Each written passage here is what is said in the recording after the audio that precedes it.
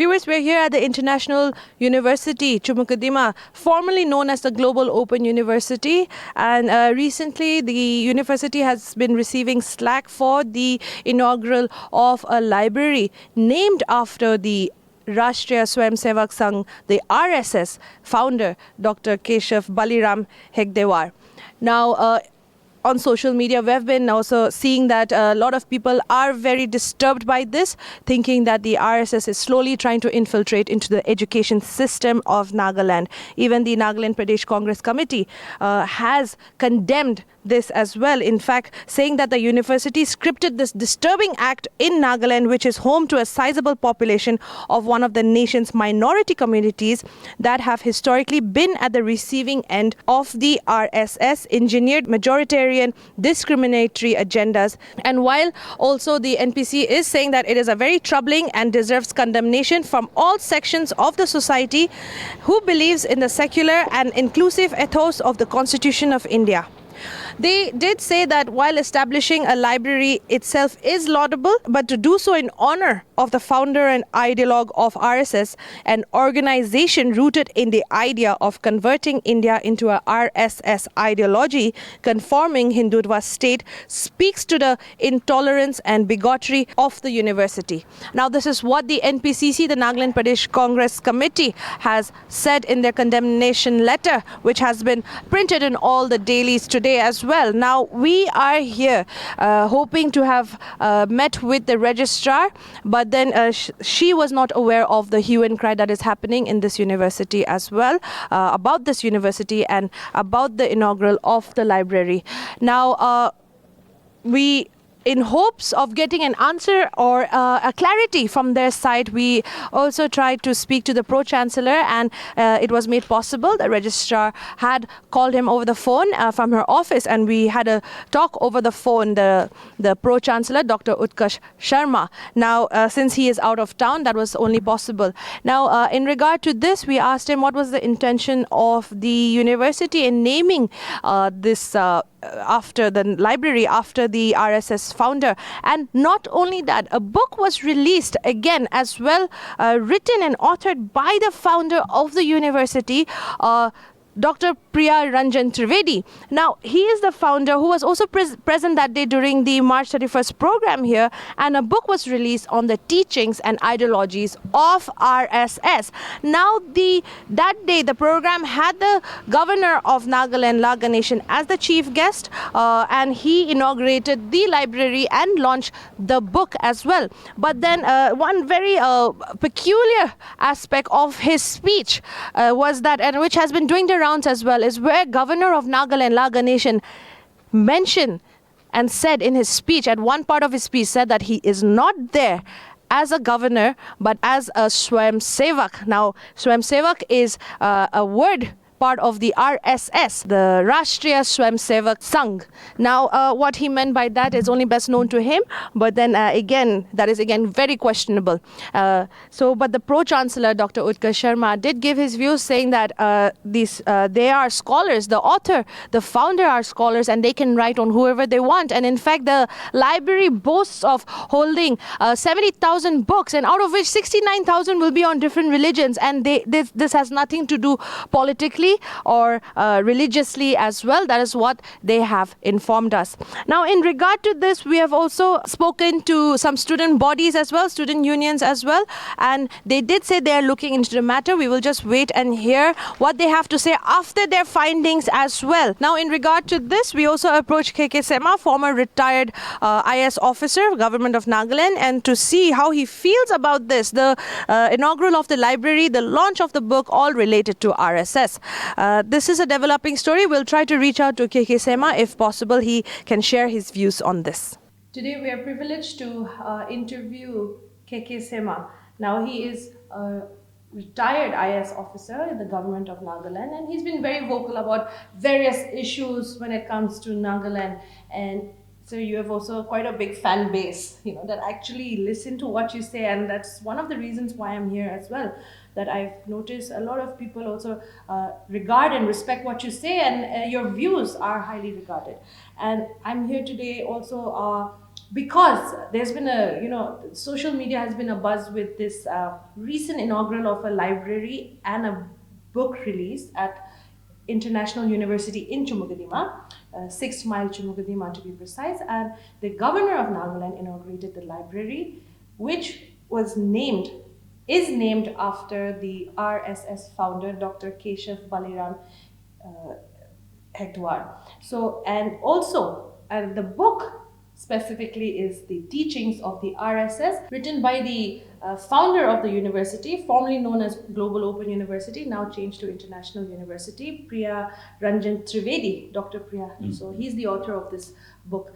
And I'm just coming from there, actually, from the university, before I came here, and I had a word over the telephone with the pro chancellor, Dr. Utkarsh Sharma, and he did say they're not playing any party politics as such, and anybody can write whatever books they want.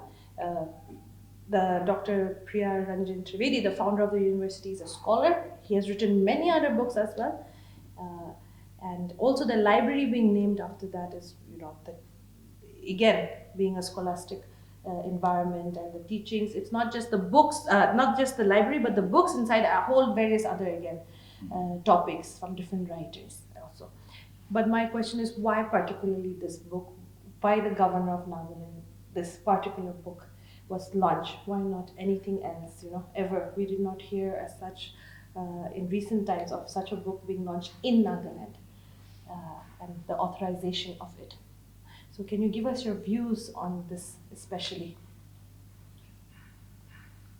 No, I think, firstly, when we are talking about a university, it's an institution where our children are to be taught or given knowledge, groomed into mature people. That's any educational institution's primary responsibility. Now, what does give you a sense of unease is the fact that if the founders of the university are all people that are more or less involved with the RSS in an ideological way, and if, in fact, what I've been told is the governor, when he had come to the university and at the inaugural, if he has actually said something like he is here not as a governor but as an RSS, As a Swam Sevak, yes. yeah, as Yeah. a Swamsava. Yeah, he did say that during the function. You see, the whole picture then takes a rather serious turn as to a primary question. Is this an RSS university? And if so, did the government of Nagaland give them the permission to open a university for the RSS ideology to be taught? I think primarily the state government must take cognizance of this perspective. And for a governor to come and inaugurate an institute such as this on the basis of being a Swam Savak of RSS, I think that's a very odd kind of a situation because he's head of the state. And his duty is to observe a certain amount of dignity of his office and maintain that secular philosophy that the government of India is supposed to be living under. But when he takes an RSS identity as seriously as that, negating his position as a governor, I think that to me is a very serious indication that probably the whole university that is being based here is going to be a pro-RSS teaching institution. Now here, what concerns me is when our children go to an institute, Right. you see, it's a very surreptitious progression of a mind. You see, our children go for an academic upgradation of their own selves, Right. and then when they are given an international level or a general standard level of teaching that does not violate any kind of religious or customary or whatever basic elementary dignity and principles of a community where it is established, it is fine. But then if it is all inclined with a perspective to inculcate an RSS ideology and teach our children, this to me is a rather dangerous way because it's a slow progression, you know. Our children go into this university, they will be taught in general basic, Right. but if the elementary idea is to have an RSS philosophy imparted along the way, it's not only in books, but even in the managerial teaching faculty that gets to be important now are the teaching staff in this university also people that have a very strong allegiance to RSS, Right. or are they just normal people with normal backgrounds teaching our children?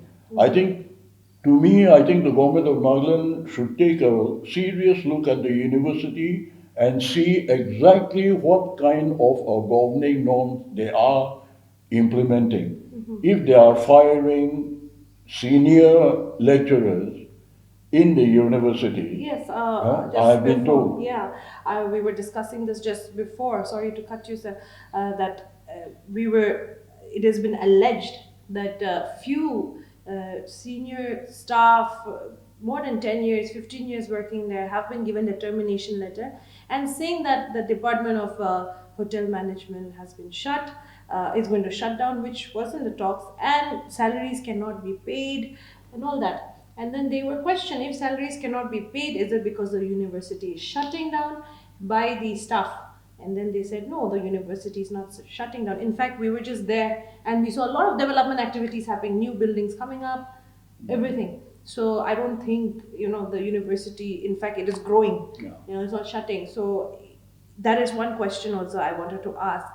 These are all alleged claims, and I did speak to the pro chancellor again, but he kind of defensive in regard to this, and he said it's a personal matter, private matter, but the lives of these job holders, the students also most importantly are at stake. But they said that it's a private matter and they'll have it figured out. But I seriously, there's something a little off with.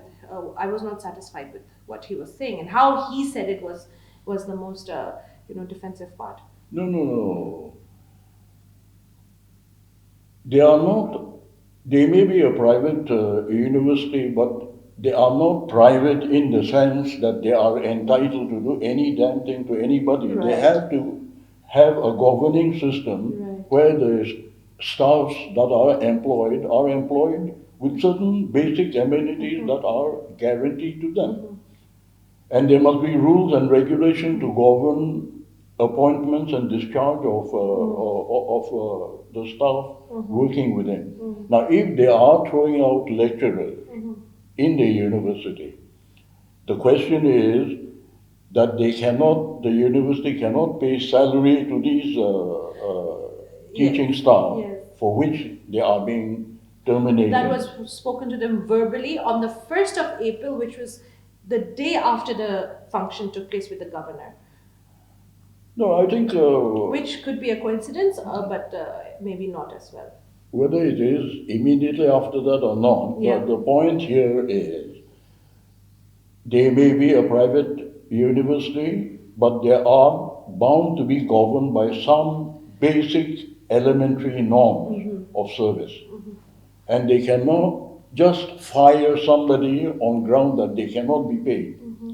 Now, the question is, does the university discharge these people, the teaching staff, on grounds that they cannot be paid, mean that they will not be deploying or employing any more teaching staff in their replacement? And if they want to replace them, are they going to bring in RSS inclined teachers who may be a very strong affiliate of the RSS cadre itself? Because there are a whole lot of brilliant, educated people who are in the RSS. So if they are going to bring in, brilliant as they may be, if they are going to bring in an RSS-based teaching structured teaching staff, faculty, it necessarily means that the whole RSS ideology is now being prepared as a foundry to inculcate our Naga children slowly towards the ideology of RSS.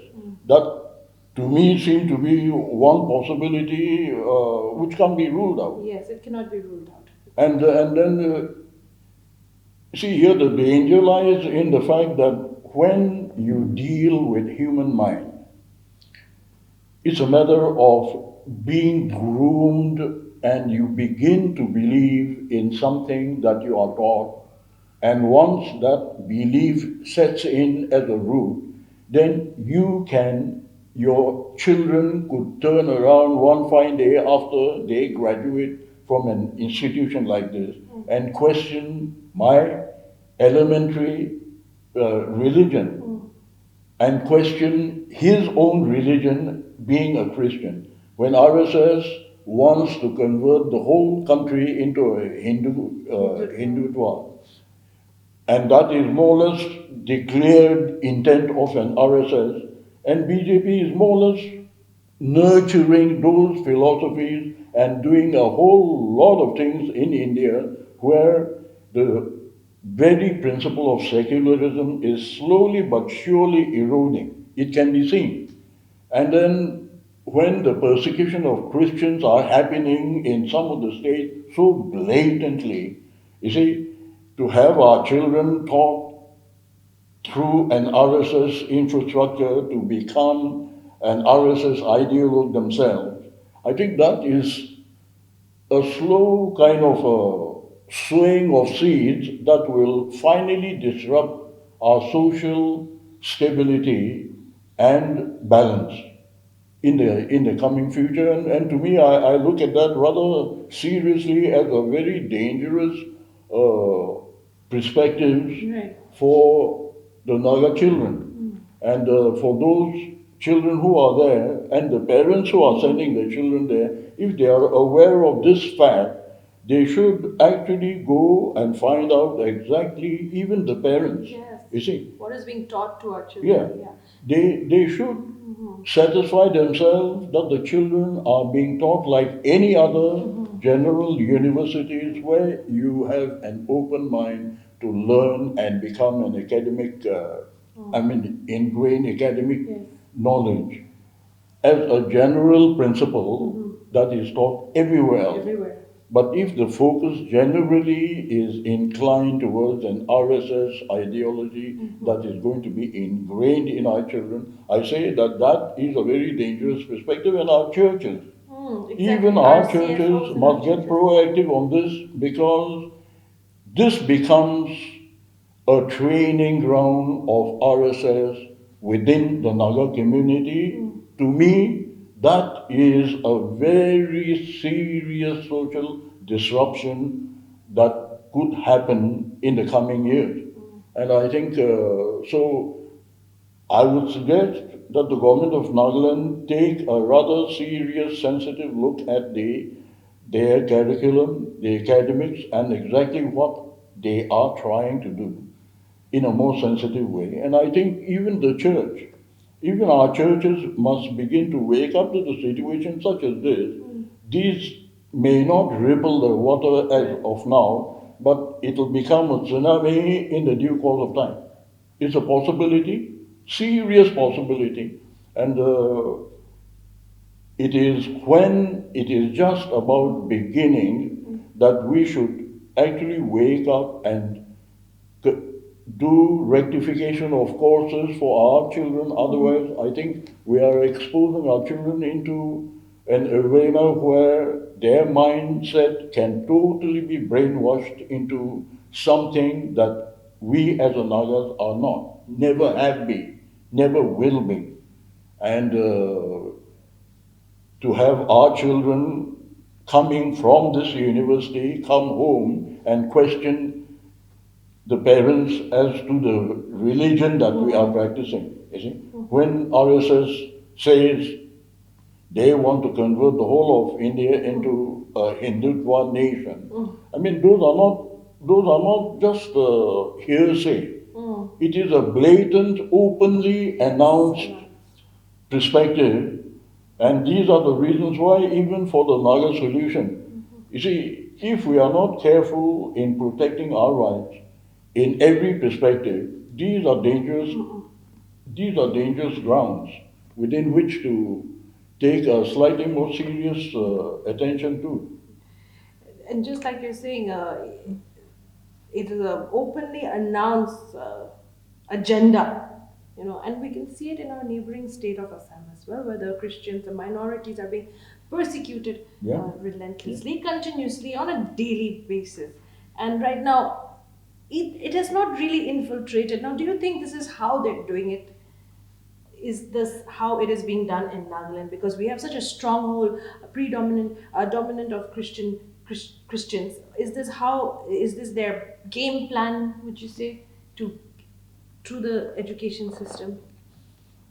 It is one of the most potential way of getting into any community, the the institutional approach. You see, it's a much more serious game plan than you would say under certain basic, gatherings where you share opinion and so on. This is a very critical way of inculcating a philosophy to the children, and that is why I'm saying it's quite dangerous. Huh? And the very fact that we are a Christian state, we are we are Christians. For me, I say this very openly. The church people, the people working the mission, they may not feel happy when I say this, but I look at the overview of our Christianity and I say, unfortunately, all of us are Christian clan. We belong to a Christian clan without any Christian values anymore. You see, the churches are also focused on money. You see, why do they call a chief minister or a minister to a huba or a religious conferences? Why? Basically because they expect certain contribution from the VIPs, you see, and they call people who are rich. Yes. It's a focus without any confusion in our minds that our churches are also involved in money hunting and they have forgotten. You see, I normally start talking away from various specific topics, but look at the issues like NLTP. Huh? The whole situation, simple advice that I've said normally is, you see, when our mission people, our missionaries, people who are in the mission, they work and do their duty, you see, and they convert me and make me a thorough, revived Christian in spirit. You see, you can put 100 bottles of whiskey, scotch in front of me, but as a born again Christian, I would refuse to have it. You see, I myself will refuse. You see, now, are they doing their job? Are the churches doing their job? You see, instead of helping me to become a born again Christian, they are using government laws to stop alcohol in the thing, and the people who are supposed to be the enforcers are the people who are the users. You see, so you see, we are all seriously corrupted in our basic balance of thinking, starting from our religious base. You see, so when situation like this comes up, then I would say it's a very serious kind of a gate that's going to be opened out where the RSS philosophy with our younger generation getting inculcated and coming home with that strong internal philosophy and start questioning their own religion. Our religious base itself is very shaky. Huh? We call ourselves a majority Christian state, right. But in the real ground reality, the Christian value that keeps a community together from the ethical point of view, moral point of view. You see, we are a totally loose society, and as I said, when money becomes a focus, we have desperately lost our way, our Naga community, no matter which tribe as it may. And the whole damn thing is being compounded by the mission workers where they are unable to do their duty and they are also meddling into whole areas of work that are hardly their duty to be involved in. You see? So when our social and moral foundry is a shaking kind of a loose foundry, situations such as this, where our children become ideologues of RSS, then I think we have a very serious social upheaval from within our own kitchen, you see. No RSS Indians from the mainland need to come here. It is the children that are inculcated from within our own kitchen that will use that philosophy and then create the expansion of that philosophy. And the danger part of it is it's not only the ideology. You see, it's going to be from every perspective. Financial, for instance.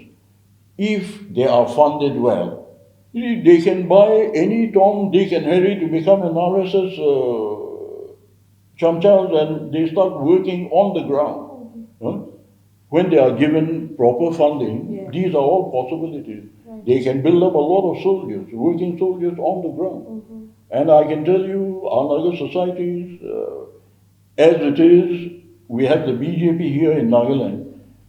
Many of the BJP people that are grassroots or actual stalwarts within the BJP, see, they go to the Hindu temples and do all kinds of pujas as a courtesy.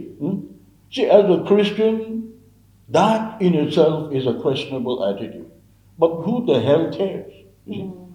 So when they do, our Christians do puja, it is noted and seen. Yes. Huh? It's not something I'm creating as a story. It is clearly visible with our BJP Naga BJP, yes, doing all kinds of pujas with the Hindus. Yes. You see? Then what do we say about the community at the end of the day when the younger generation are actually brainwashed into an RSS ideology and philosophy and begin to apply it on the ground? See, that to me is something I would call a possibility of a serious tsunami building up. And so when the ripple is still a ripple, I think the state government should take a sensitive look at what this university is all about. And also the church must take some cognitive analysis and observe exactly what these people are doing. And at the end of the day, if we know for certain that this particular university is going to be the cradle for building up young generation of RSS Nagas in Nagaland, in that case, I think even the community and the society must take a rather serious look. Yes, because as far as I know and I've read, There was no enrollment of students also at one point of time, but they're still functioning. And there's two courses that they're offering, which is fashion designing and hotel management, in the guise of fashion designing and hotel management. And hotel management apparently has only 5 students. Now this is a whole university. You would expect hundreds of students. Obviously. In let's say approximately maybe 10, 11 acres of land. The property is in the, you know, build the infrastructure. You would expect some What hundreds is of the strength of students here in this university? I Did don't you know the find out? numbers right now, but hotel management department has only 5 students, as I was told, and fashion designing only can just have a handful. I mean, what I'm saying is, it's not even in hundreds or in the 50s, 60s also numbering. If I would say 5 is hotel management, then 10, 15, 20. But these are all just, it's not confirmed. I'm just saying that this is the number of students that could be possibly just there. And I just want to know also, in your opinion, if this, you have now said that the government should take cognizance and the churches should also be aware that this is what is happening in this university, what are their teachings, what are they trying to do, and especially now, do they feel this RSS, or if so, it is like that our society is so weak Yeah. that they can just do this and infiltrate like this in such a manner. And as Christians, we are so weak. Our system, our integrity, dignity, everything is just in the lower line. I think Do they believe that we're that weak? Would you feel? no, it's easy picking, as I said, when our own basic uh, ethical standard is questionable. You see, when our fundamental principles of being a Christian, see, without any Christian value, you see, it says a lot, you see. And the mission itself, as I said, are the people who are also looking for money as a basis in a big Christian function like Hubas and religious organization. They should be calling people like Billy Graham, so that each of us get an opportunity to really get the gospel values into our hearts and mind and think about my own life to say, I need to be a little better. You see? They should bring in people like that that can help me strengthen my belief in my religion. You see? But when that's not the basic objective, and you bring in ministers and people who have a lot of money to stand on that pulpit, we know that he's a thief, and a thief is giving me a big lecture on morals. You see?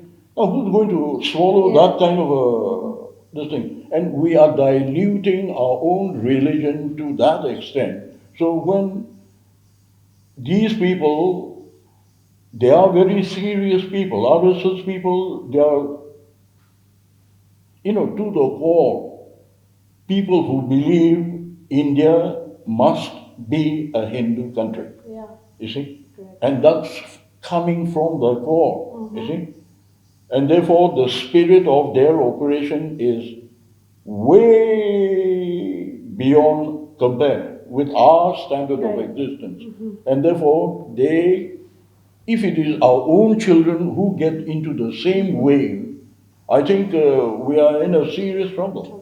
And I think parents who are sending their children to this university must rethink and find out for themselves as to whether their children are going to be brought up under normal circumstances, or they are going to have children that is, a new human being called an RSS Carter man being taught and brought home.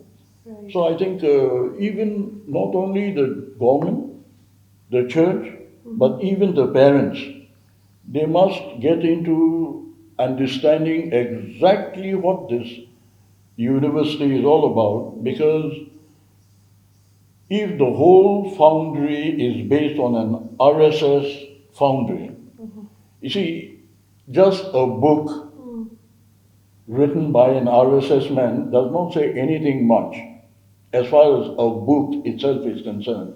But if it is something, where the ethics of RSS are the fundamental things that are being inculcated and taught, and the library that is there, I don't know what kind of books they are having there, because if it's a standard recognizable library of a international or national general level, it is fine. But the library that they have, it should also be scrutinized to see exactly what kind of books are being allowed to our children to actually absorb.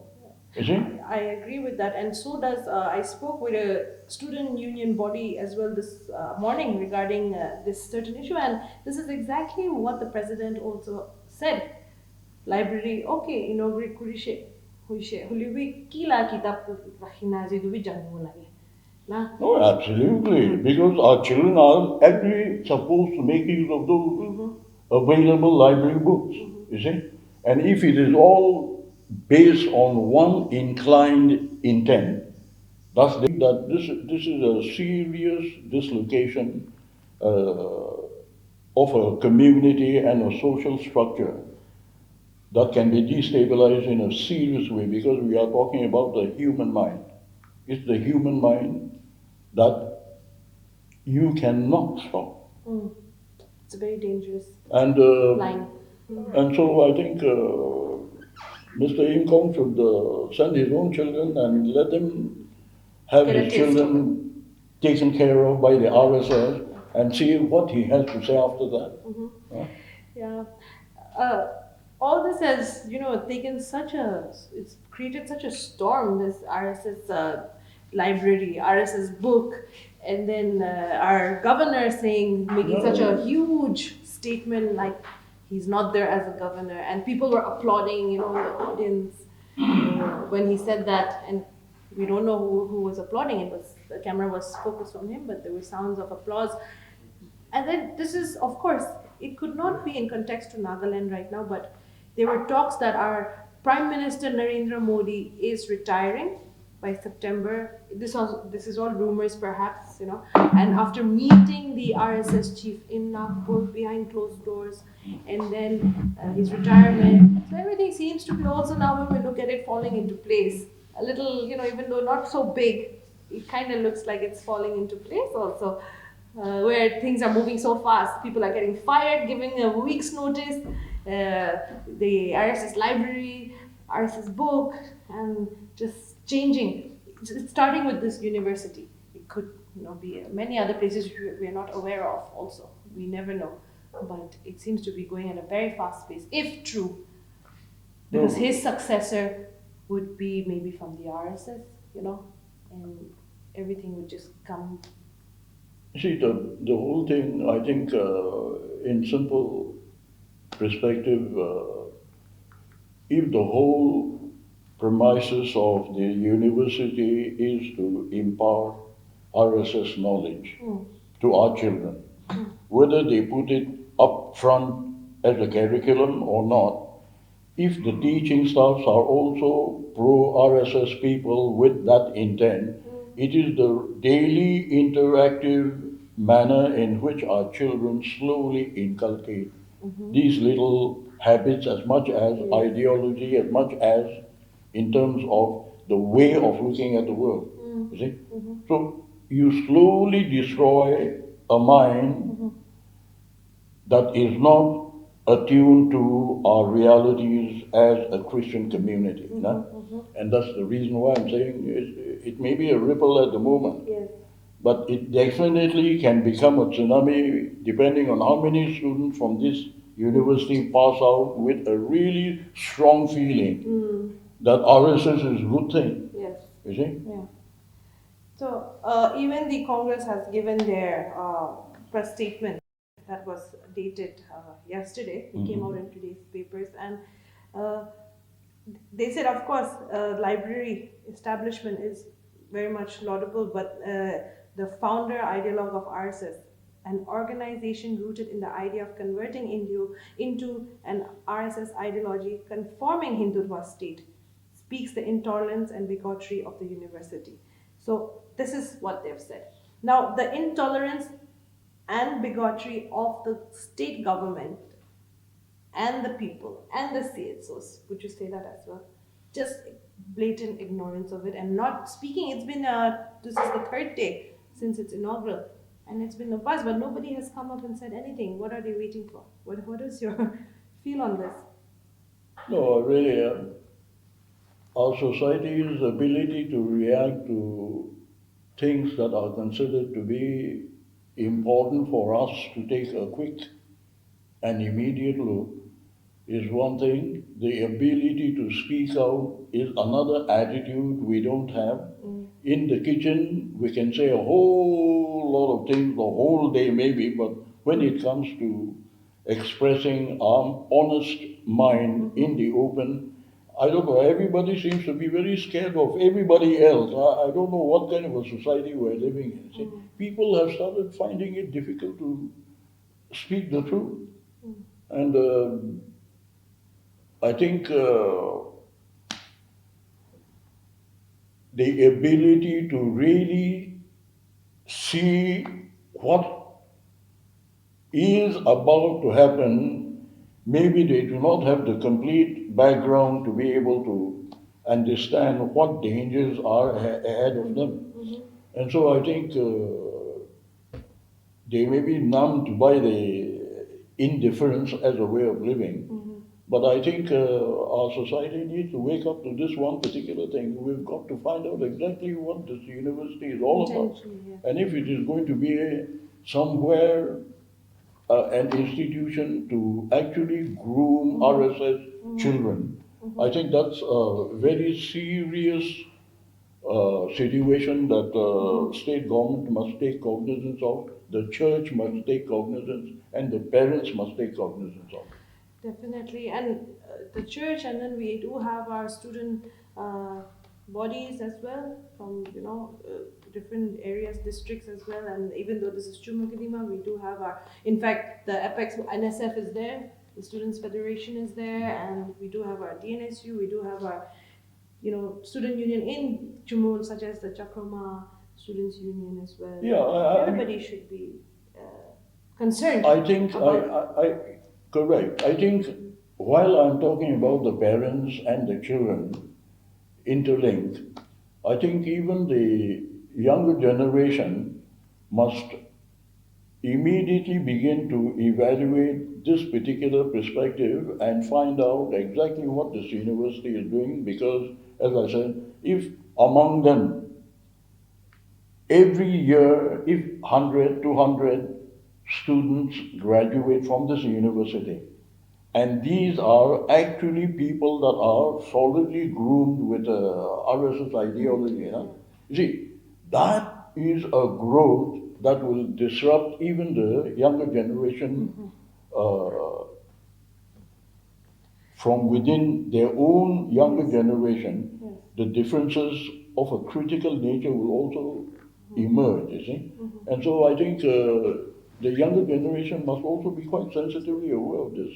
And they should also, I think, any responsible student organization, I think they should also get involved and find out what the hell is happening. Yeah, that's very true. I mean, as mentioned earlier, and I don't, of course, I went to visit the officials over there at the university, and the registrar, she just arrived from obviously out of town because they are all not based Nagaland based. They from the chancellor to pro chancellor to registrar. So and I spoke to the pro chancellor over her telephone in her office, and I was questioning him, and like he did say, party politics is nothing like that.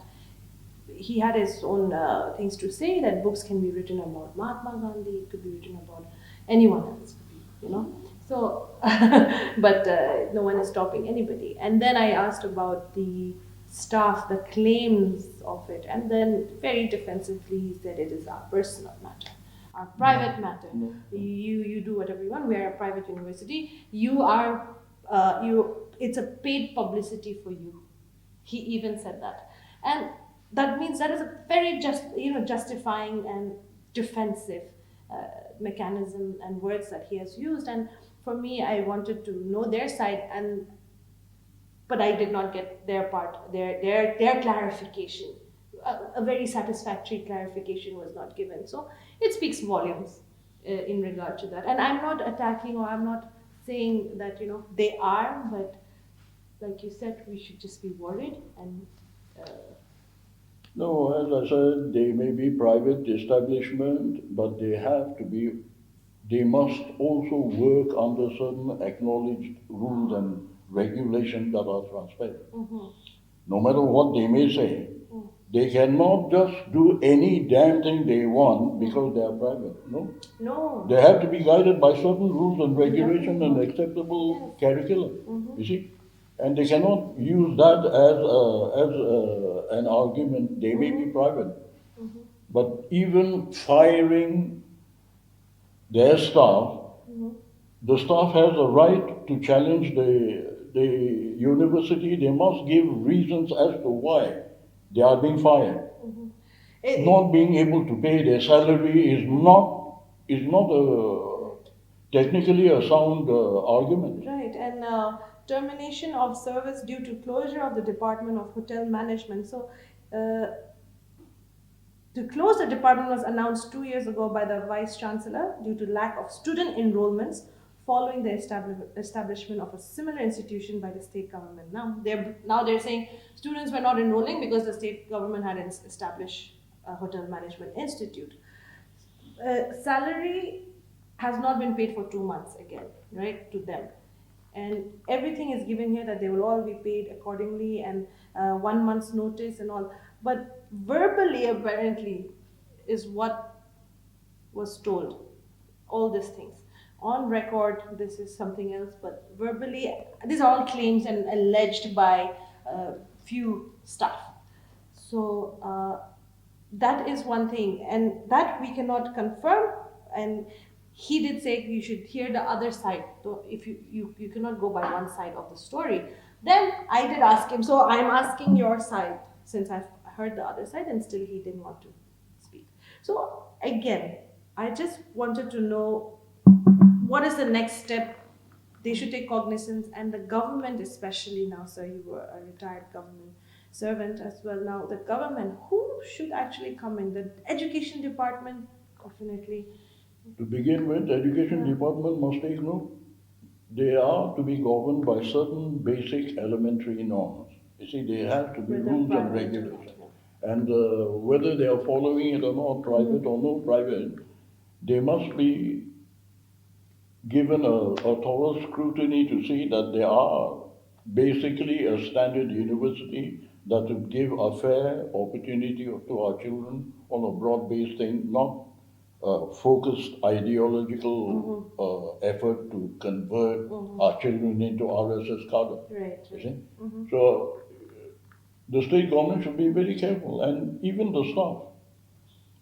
They may be in a private this thing. I don't know what kind of regulatory norms they have for their administration, but legally, I think they have every of the people who are working, if they are employed by the university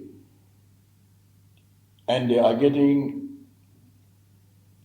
you know, no students, therefore, the people who have been hired for one purpose can be used in the university for another purpose as it may. I mean, it's a service. It should be regulated. And to be fired as and when they want, just because they, as a reason that they cannot pay, I think the people who are being fired should have some legal rights to question Right, and the stand up. university as well. Yes, I think they should consult the legal minds to find out exactly what right they are entitled. entitled. I think whatever you have said has shed some light, and like most importantly, it is a ripple right now, but a tsunami could be expected. And if we do not take cognizance of this particular certain particular situations, such as this, for example. There will be many others, and it could be happening which we are not aware of right now, in small areas, in right in front of, right under our nose, but we might not be aware also. Well, to that extent, the RSS cadre definitely are working very, very hard in Nagaland, that's for sure. Huh? The very fact that BJP is thriving, as I said, for Nagas, when they join BJP, it is to do with money hunting convenience. That's more or less the basic within which people are joining. Otherwise, as a Naga, with that Naga ideology of sovereignty and we Nagas, warriors, and all kinds of claims that we make about ourselves, you see? See, that pride, identity, everything just being swept under the carpet, joining BJP and forgetting that you are even a Naga and go and join, do pujas in the temples. I think, you see, we are slowly but surely becoming a cheap kind of a race, at the end of the day. And so, our Naga people probably feel very bad when I say this, but we have become a questionable race, Right. you know? Yeah, I mean, No real principles in life. and the fact that the book released also is on the aims, objectives, achievements of the RSS, RSS, yeah. written by the founder of the Yeah, university. yeah. That makes it evident and clear he is pro RSS. I Obviously. mean, it just shows you would be writing good stuff about something that, No, something like a political party. they may say they're not doing any political gambit out there. Yes, But the fact of RSS itself is a right. political gambit by the people that propagate it. You see? So if they are actually providing a platform for it, then what are they doing then? If they're not playing politics, what are What they do you playing mean then? by that? Exactly. That is one very major question, and I don't think saying we're not playing party politics No. is not the excuse, I would say, at this point.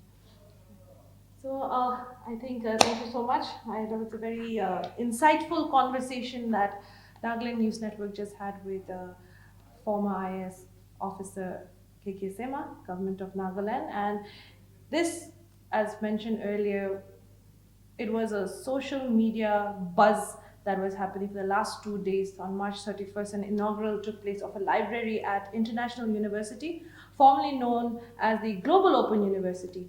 And this university had the governor of Nagaland, Lal Nation, as the chief guest to inaugurate the library and release a book on the aims, objectives, and achievements of the RSS. Now, it was authored by Dr. Priya Ranjan Trivedi.